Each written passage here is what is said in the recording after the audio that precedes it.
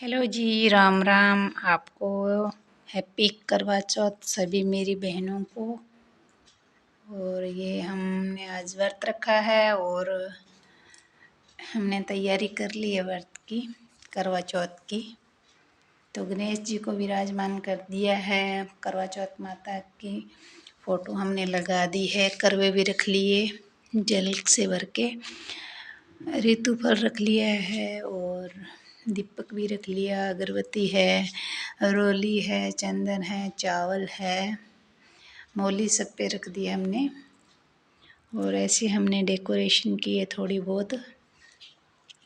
बाद में हम कहानी सुनेंगे। अभी ये चौथ गोबर से हमारे यहाँ चौथ माता बनाई जाती है, तो ये मैंने गोबर से चौथ माता भी बना ली है। ये गोबर से चौथ माता बना ली हमने। और ये छन्नी है हमारी चांद देखने वाली, वो ऊपर माला पड़ी है। जब हम कहानी सुनेंगे तब गणेश जी को पहनाएंगे। और वो चूड़ियाँ रखी है मेरी, बिंदी रखी है, सिंदूर रखा है, सारा सामान मैंने रख लिया है। और चौथ माता की जो कथा है वो भी रखी हुई है। और ये जो कहानी सुनाते हैं उनको थोड़ी दक्षिणा दी जाती है, वो भी रख ली है हमने। ये चौथ माता की कथा है।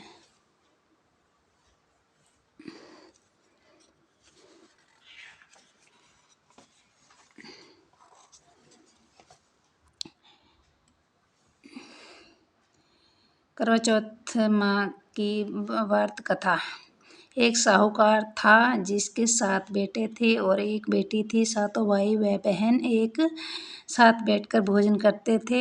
एक दिन कार्तिक पक्ष कृष्ण पक्ष की चौथ का व्रत आया तो साहूकार की पत्नी, उसकी बहुओं और बेटी ने व्रत रखा। शाम को जब सभी भाई भोजन करने के लिए बैठे तो उन्हें अपनी बहन से कहा, आओ बहन भोजन कर लें। बहन बोली, आज मेरा करवा चौथ का व्रत है, इसलिए चांद निकलने पर अर्घ देकर ही भोजन करूंगी। तब भाइयों ने सोचा कि चांद के निकलने तक बहन भूखी रहेगी, अतः एक भाई पेड़ पर चढ़ गया और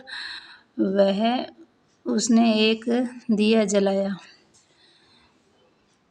और दूसरे हाथ से चलने की ओट कर दी, जिससे वह दूर से चांद जैसा लगने लगा। फिर शेष भाई अपनी बहन को उस नकली चांद को दिखाकर कहने लगे, बहन चांद निकल आया, चलकर उसे अर्घ दे दो। बहन अपनी भाभियों से बोली, चांद निकल आया है, चलो अर्घ दे दें। भाभियाँ बोली, हम तुम्हारा चांद निकला होगा, हमारा चांद तो रात को ही उगेगा। तब बहन ने केले उस नकली चांद को अर्घ दे दिया। उसके बाद जब वह खाना खाने लगी तो पहले ही ग्रास में बाल आ गया और दूसरे ग्रास में कंकड़ आ गया और तीसरे ग्रास मुँह की ओर से करते ही उसकी ससुराल से संदेश आया कि उसका पति बहुत बीमार है, जल्दी भेजो। अपनी लड़की को विदा करते समय माँ ने कहा, रास्ते में तुम्हें जो भी मिले उसके पाँव लगना और जो कोई भी सुहागन रहने का अर्थ दे उसको पल्ले में गांठ लगाकर उसे कुछ रुपए देना। बहन जब भाइयों से विदा होकर ससुराल को चली तो रास्ते में जो भी मिला वह उस सबके पाँव लगी। सबने उसे यही आशीर्वाद दिया कि तुम 7 भाइयों की बहन तुम्हारे भाई भूखी रहे और तुम उनका सुख देखो। सुहागन का किसी ने नहीं दिया। जब वह ससुराल पहुंची तो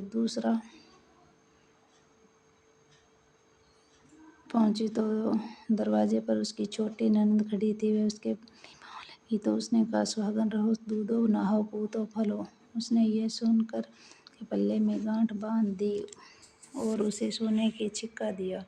फिर भीतर गई तो सास ने कहा, तेरा पति धरती पर पड़ा है। तो वह अपने पति के पास जाकर उसकी सेवा करने के लिए बैठ गई। बाद में सास ने दासी के हाथ बची कुची रोटी भेज दी। उस प्रकार से वह समय बीतते बीतते की चौथ आई।